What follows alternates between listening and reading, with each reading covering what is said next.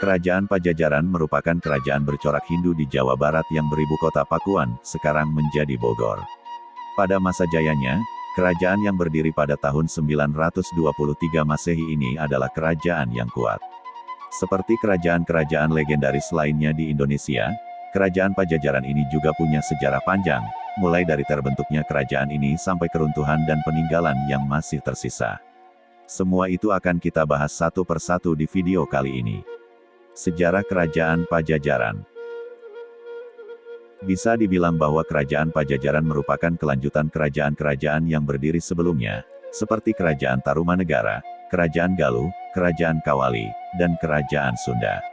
Menurut prasasti Sang Hyang Tapak, sosok yang mendirikan Kerajaan Pajajaran tidak lain adalah Srijaya Bupati.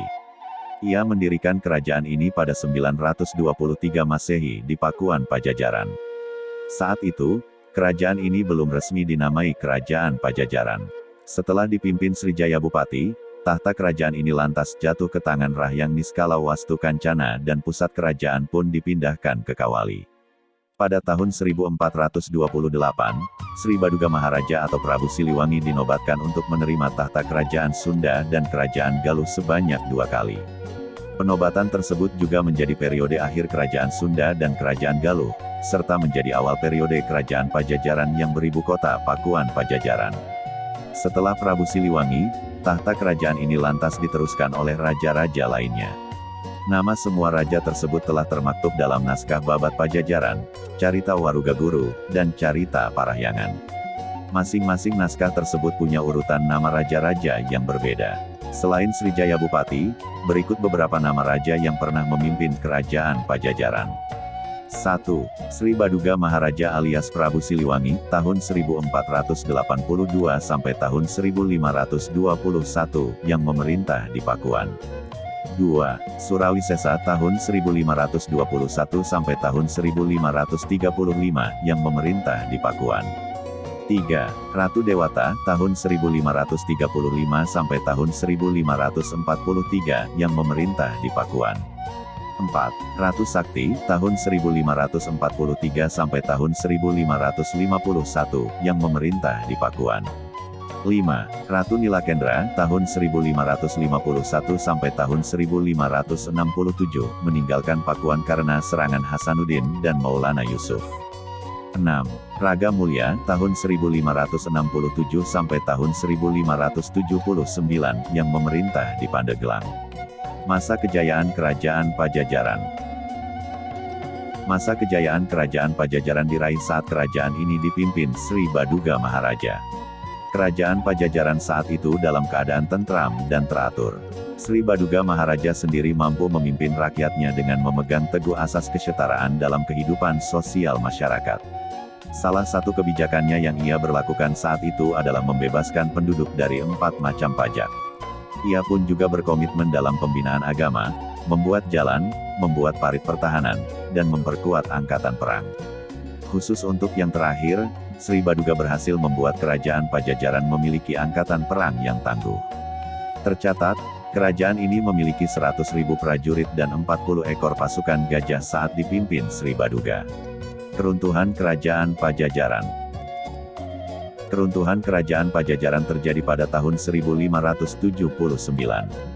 Keruntuhan tersebut ditandai dengan dibawanya Palangka Sriman Sriwacana alias Singgasana Kerajaan Pajajaran dari Pakuan.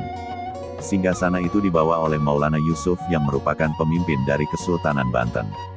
Pemindahan Singgasana itu dilakukan supaya nanti tidak ada penobatan raja baru di Kerajaan Pajajaran. Singgasana tersebut lantas dipindahkan ke Surosowan di Banten dan menandai berakhirnya Kerajaan Pajajaran. Sejumlah punggawa istana Kerajaan Pajajaran yang tersisa mulai meninggalkan kerajaan dan menetap di daerah Kabupaten Lebak, Banten. Di sana, mereka menetap dan menjalani tata cara kehidupan lama yang ketat. Sekarang, orang-orang tersebut dikenal sebagai orang Baduy. Peninggalan Kerajaan Pajajaran. Walaupun sudah runtuh, Kerajaan Pajajaran masih memiliki sejumlah peninggalan yang eksis hingga saat ini. Sejumlah peninggalan itu adalah 1. Serat Babat Pajajaran. Ini merupakan naskah kuno yang menceritakan silsilah raja di Kerajaan Pajajaran, serta cikal bakal lahirnya kerajaan tersebut. Naskah ini juga berisi kearifan dan keseharian masyarakat Sunda pada masa lampau. 2. Carita Parahyangan. Naskah yang dibuat pada akhir abad ke-16 ini menceritakan sejarah Sunda, mulai dari zaman Kerajaan Galuh sampai runtuhnya Kerajaan Pajajaran oleh Kesultanan Banten.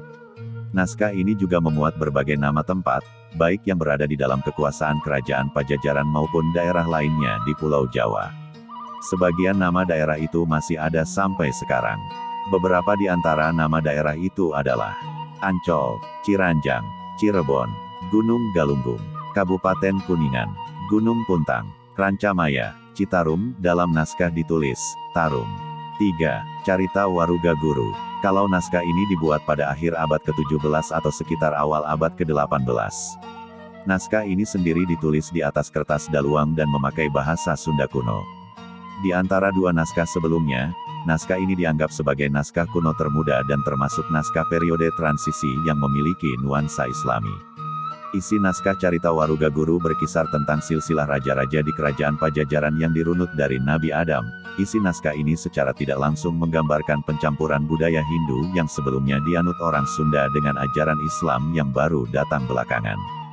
Beberapa pihak meyakini bahwa sebetulnya isi naskah ini sebelumnya adalah sebuah cerita lisan. 4. Prasasti Batu Tulis.